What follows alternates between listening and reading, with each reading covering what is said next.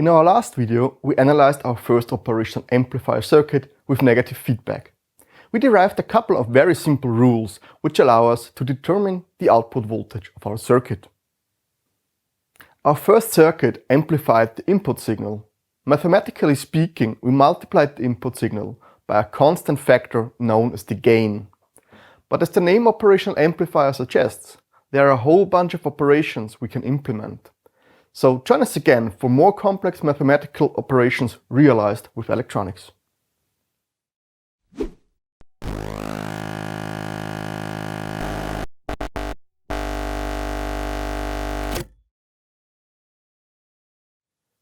The inverting amplifier is the counterpart of the circuit we talked about last time. The input voltage is applied to the inverting input via the resistor R1. At the same time, R2 forms a negative feedback loop by applying a fraction of the output voltage to the inverting input. To determine the output voltage VA as a function of the input voltage VE, we apply the rules we've learned. This means VD is 0 volts and I plus and I minus are 0 amps. As the non-inverting input is connected to ground, the potential at the inverting input is 0 volts. Thus, the voltage drop over RE equals the input voltage VE.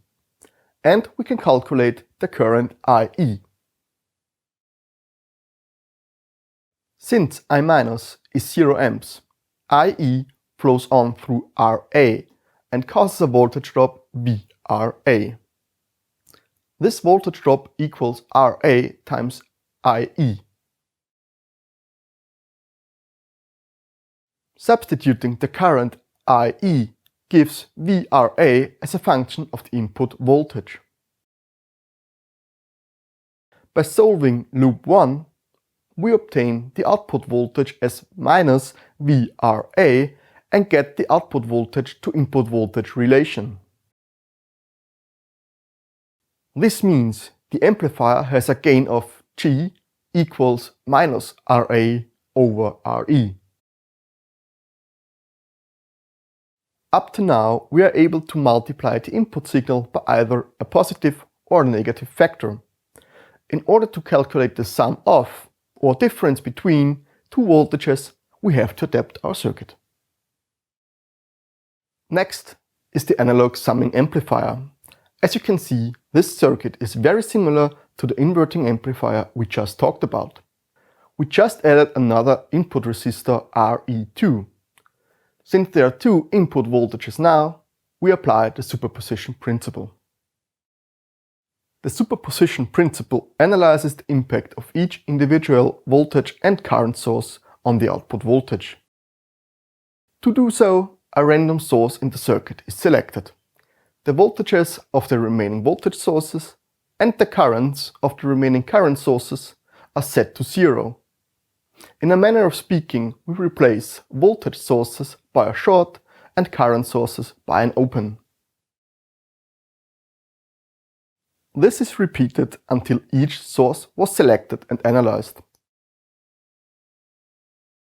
Afterwards, we sum up the individual output voltages obtained for each of the sources to get the total output voltage. But be aware, this principle only works for linear circuits. This means it cannot be used if there is a single component in the circuit which does not have a linear current-voltage relation. Fortunately, resistors, capacitors, inductors and even operational amplifiers to some extent have a linear current-voltage relation. But now back to our summing amplifier. We arbitrarily start with VE1 and get this circuit. Again, we apply the rules for negative feedback amplifiers. This means the voltage at the inverting input and hence the voltage over RE2 is 0 volts. Consequently, no current flows through RE2 and we can remove RE2 from the circuit. We end up with an inverting amplifier and can use the result from before. The process is exactly the same for the second input source. Superpositioning the two individual output voltages gives the output voltage of the summing amplifier.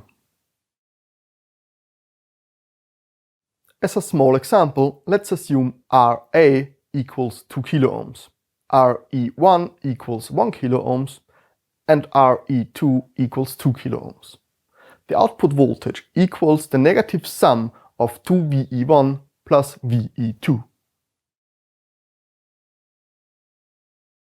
Quite the opposite of the summing amplifier is the differential amplifier, which gives an output voltage proportional to the difference between two input voltages. We again use the superpositioning principle and investigate VE1 first. We redraw the circuit and see that we now have a voltage divider followed by a subsequent non-inverting amplifier. According to our rules, the non-inverting amplifier does not put any load on the voltage divider. Hence, the output voltage of the voltage divider VR4 is given by R4 divided by R3 plus R4 times VE1. Multiplying this voltage by the gain of the non-inverting amplifier gives the first output voltage VA prime. Now we go for the second input voltage VE2 and redraw the circuit. This is an inverting amplifier with additional resistors at the non-inverting input. As our rules state that there is no current flowing into the input of the operational amplifier, there is also no current flowing through the resistors. Consequently, the voltage drop over them and the potential at the non-inverting input is 0 volts. This means this circuit behaves like an inverting amplifier and we can write the second output voltage VA double prime. Superpositioning the two individual output voltages gives the overall output voltage VA. As we can see, the output voltage VA is proportional to VE1 minus VE2, and we can scale the individual input voltages by the given factors. For example, let's assume R1 is 4K, R2 is 1K, R3 is 2K, and R4 is 3K. The output voltage would be 3 VE1 minus 4 VE2. Okay, now we know how to implement very basic mathematical operations. Let's try something more challenging. How do you feel about taking the derivative of a voltage waveform? Too difficult? Let me prove you wrong. Here comes the differentiator. The circuit of the differentiator is actually quite simple too. It's just an inverting amplifier with a capacitor instead of the resistor at the input. So we think back when we dealt with the inverting amplifier. What we did back then was to calculate the current IE, knowing that there is no current I minus flowing into the inverting input. The current IA equals IE. This is exactly the same method we apply now, but instead of the current voltage relation of the resistor RE, we use the one of the capacitor CE. And from here on, it's just like for the inverting amplifier. We calculate the voltage drop over RA, and the output voltage is minus this voltage drop. The output voltage is proportional to the derivative of the input voltage, and we can scale it with the product RA times CE. But we can also realize an integral with operational amplifiers very easily. This time the capacitor CA is placed between the output and the inverting input. The current IE coming from the input resistor RE charges the capacitor. We use the current voltage relation of the capacitor CA and solve for the voltage VCA. The integration constant K holds the voltage over the capacitor before we start our experiment. If we just powered our circuit, the capacitor isn't charged and K is 0 volts. We substitute the current IA with IE, which in turn is VE divided by RE. The output voltage is again minus VCA and can be written as minus 1 divided by RE times CA multiplied by the integral of VE over dt. These were the principal circuits for the differentiator and integrator. Note that these circuits do not work as intended if you build them.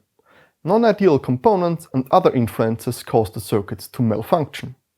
Some alterations are required in order to get a working differentiator or integrator, but the underlying circuit stays the same. Another circuit you might want to use from time to time is the voltage follower. As you can see, it's just an operational amplifier with its inverting input connected to the output. We again apply the rule that Vd is 0 volts. This lets us determine the output voltage Va to be equal to the input voltage Ve. This circuit is used as an impedance transformer for signal sources with high internal impedance Zi. The high input impedance of the voltage follower puts virtually no load on the signal source, while offering a small output impedance to drive the connected load ZL. There are a lot more circuits which incorporate an operational amplifier, and some of them just wait to be discovered or even invented by you. We may cover some advanced operational amplifier circuit designs in future videos. If there's anything of particular interest, please let us know and write a comment below. If you want to learn more about operational amplifier circuits, we highly recommend The Arts of Electronics by Horowitz and Hill, as well as Elektronische Schaltungstechnik by members of our institute. I'm Patrick with the Institute of Electronics. We hope you've learned something today, but anyway, thanks for watching.